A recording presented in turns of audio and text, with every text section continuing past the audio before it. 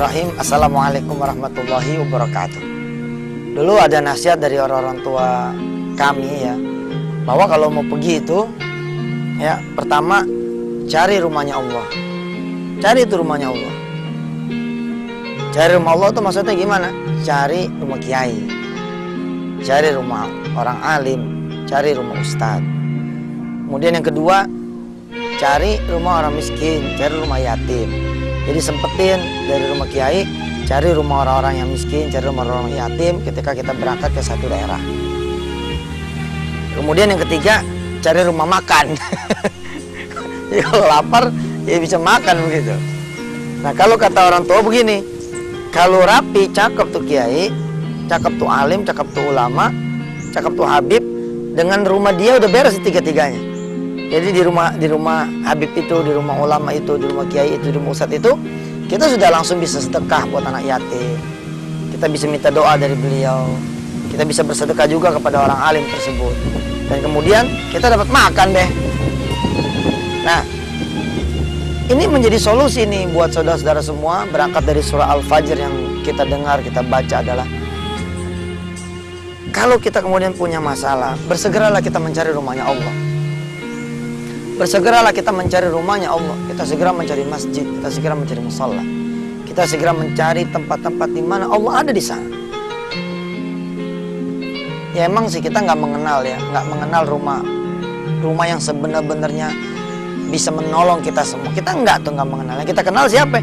Rumah bos kita, rumah bagian keuangan, rumah administrator, ya, rumah yang ngegolin project, rumah yang bisa mengantarkan kita kepada hajat kita. Kalau kita bikin proposal, kita cari rumah direksi kita. Pokoknya yang dicari itu rumah yang bukan rumah yang membuat keputusan. Palsu semua yang kita cari. Kita pun mencari rumah adik kita yang barusan jual mobil, jual motor, jual rumah. Kita cari tuh rumah dia supaya kita bisa pinjam duitnya. Kita ketuk pintunya orang kaya, rumahnya orang kaya, untuk kemudian kita menghinakan diri kita dan berdiri di depan pintunya untuk meminta sesuatu dari orang-orang kaya tersebut. Ya, kita pun salah rumah gitu. Kita tidak memilih rumahnya Allah, padahal Allah menyatakan dalam hadis qudsinya, siapa yang mau amal masuk rumahku, siapa yang mau doanya aku kabulkan masuk rumahku, siapa yang punya permintaan lalu datang ke rumahku, tidak akan aku biarkan dia keluar dari rumahku kecuali aku kabulkan dia punya doa. Walaupun tentu saja ada pelajaran lain bahwa ketika kita tidak dikabulkan doa kita, sesungguhnya tidak ada yang tidak dikabulkan. Karena Allah akan memberikan kita kebaikan, Allah akan menghalau kita punya keburukan, Allah akan angkat derajat kita, Allah tutup dosa kita. Sampai kemudian Allah mengetahui kita adalah orang-orang yang saleh, orang-orang yang taat, orang-orang yang kemudian istiqomah, lalu kemudian Allah kabulkan. Atau bahkan pelajaran yang lain dikatakan bahwa sesungguhnya sudah dikabulkan oleh Allah, tapi dikabulkannya dalam bentuk pengabulan yang lain yang mungkin lebih penting daripada apa yang kita minta kepada Allah Subhanahu wa taala. Poinnya adalah, begitu kita susah, cepat masuk masjid, cepat cari masjid, cepat ubah gaya sholat kita. Kita cari masjid, kita sholat berjamaah di masjid, dapat tahiyatul masjidnya, dapat syukur wudhunya. Ya, habis wudhu kita sholat 2 rakaat, terus namanya syukur wudhu.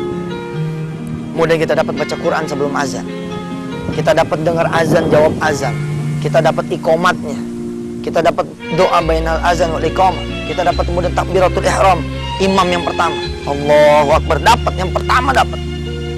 Kemudian setelah itu kita dapat sholat berjamaahnya, kita dapat zikir wiridnya, kita dapat doanya, kita dapat banyak. Kita dapat banyak dengan kita kemudian jalan ke masjid, masuk ke rumahnya Allah, menghidupkan rumahnya Allah. Ya, dan kalau bisa gitu ya, jangan cuma lagi masalah, jangan cuma lagi punya hajat, tapi kita memang mendawamkan itu. Ya kalau emang sholat juga, kenapa sih tidak sholat berjamaah? Kalau emang sholat juga, kenapa harus sholat sendiri gitu kan? Kalau emang sholat juga, kenapa di rumah? Kenapa tidak ke masjid? Kenapa tidak kamu sholat? Rumah Allah, inilah solusi yang pertama. Rumah Allah. Kita datang ke rumah Allah, kita menghidupkan rumah Allah. Wassalamualaikum warahmatullahi wabarakatuh.